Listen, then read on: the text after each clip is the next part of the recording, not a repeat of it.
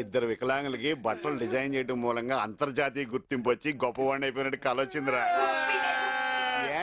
ఇంకొంచెం ఉంటే మేమే వికలాంగులు అయ్యేవాళ్ళం. మీకు ఈ డిజైన్ బాగానే ఉంది, మెయింటైన్ చేయండి.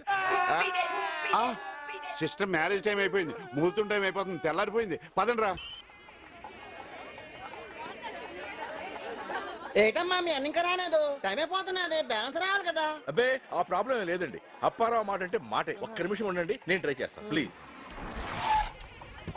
అడుగో అప్పారావు వచ్చేసారండి.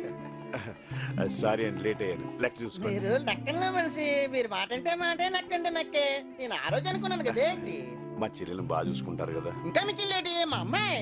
సార్ మా గురుగారు ఈ డబ్బు కోసం ఎంతో కష్టపడ్డారు సార్. అరే అవన్నీ ఇప్పుడు ఎందుకు రా? అమ్మా పదండమ్మా, మోతం టైం అయిపోతున్నది. మీలాంటనే మాకు ఉంటే ఎంత బాగుంది గురుగారు. నేను ఉన్నాను కదరా, దా.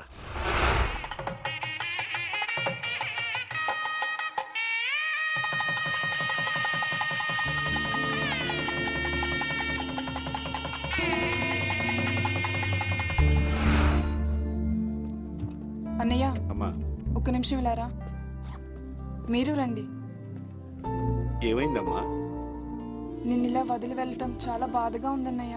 నాకేమైందమ్మా? హ్యాపీగా ఉన్నానుగా. హ్యాపీ అనేది నువ్వు మాటలతో చెప్పేది కాదన్నయ్య, అది మేం ఫీల్ అవ్వాలి. మా కోసం నువ్వు ఎంత కష్టపడ్డావో మాకు తెలుసు.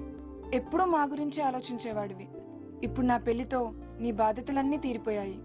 ఎప్పుడు పెళ్లి చేసుకోమని అడిగినా మా పెళ్లి పేరు చెప్పి తప్పించుకునేవాడివి.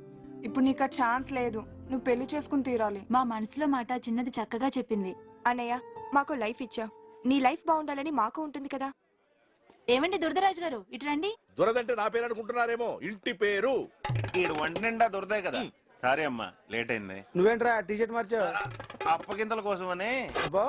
మీరే ఎలా అయినా అన్నయ్యకి మంచి సంబంధం చూసి సెటిల్ చేయాలి. అలాగే. 40+ లో నాకు పెళ్ళేంటి? అప్పారావు 40+ తర్వాతే అసలైన లైఫ్ స్టార్ట్ అయ్యేది. మరి మీరేంటి మీ పిల్లలు వదిలేసి మొదలు తిరుగుతున్నారు? నేను వదలలేదురా, ఆవిడే ఈయన్ని వదిలేసింది. దురదకు తట్టుకోలే. చూడండి అమ్మా, అన్నయ్యకి మంచి సంబంధం చూసి పెళ్లి చేసే